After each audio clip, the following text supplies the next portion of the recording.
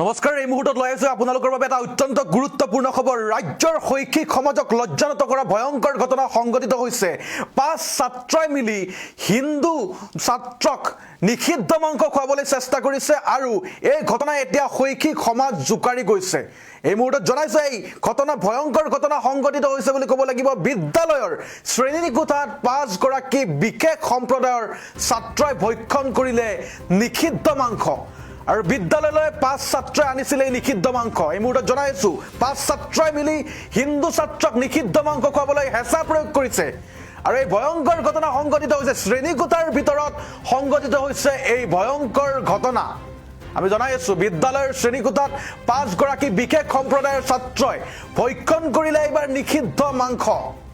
আৰু বিদ্যালয়লৈ ৫ ছাত্ৰই আনিছিল এই নিষিদ্ধ মাংস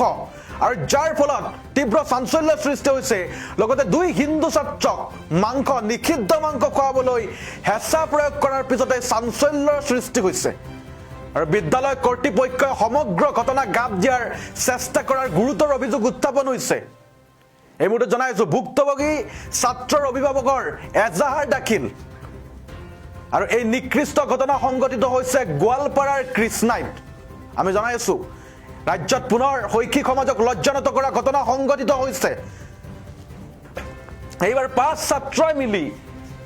হিন্দু ছাত্ৰক নিষিদ্ধ মাংস খুৱাবলৈ হেঁচা প্ৰয়োগ কৰিছে চেষ্টা কৰিছে শ্ৰেণীকোঠাৰ ভিতৰত সংঘটিত হৈছে এই ভয়ংকৰ ঘটনা আমি জনাইছো এই মুহূৰ্তত বিদ্যালয়ৰ শ্ৰেণীকোঠাত ৫ গৰাকী বিশেষ সম্প্ৰদায়ৰ ছাত্ৰই ভক্ষণ কৰিছে নিষিদ্ধ মাংস আৰু বিদ্যালয়লৈ ৫ ছাত্ৰই আনিছিল নিষিদ্ধ মাংস লগতে দুই হিন্দু ছাত্ৰক মাংস খাবলৈ হেঁচা প্ৰয়োগ কৰাৰ পিছতেই তীব্ৰ চাঞ্চল্য সৃষ্টি হৈছে বিদ্যালয় কৰ্তৃপক্ষই সমগ্ৰ ঘটনা গাপ দিয়াৰ চেষ্টা কৰাৰ গুৰুতৰ অভিযোগ উত্থাপন হৈছে আৰু ভুক্তভোগী ছাত্ৰৰ অভিভাৱকৰ এজাহাৰ দাখিল কৰিছে ভুক্তভোগী ছাত্ৰৰ পৰিয়ালে আৰু এই নিকৃষ্ট ঘটনা সংঘটিত হৈছে গোৱালপাৰাৰ কৃষ্ণাইত চৰকাৰী বিদ্যালয়ত এই ভয়ংকৰ ঘটনা সংঘটিত হৈছে ৰাজ্যৰ শৈক্ষিক সমাজক লজ্জানত কৰা ঘটনা সংঘটিত হৈছে যি সময়ত মুখ্যমন্ত্ৰী হিমন্ত বিশ্ব শৰ্মাই নিষিদ্ধ মাংসৰ বিৰুদ্ধে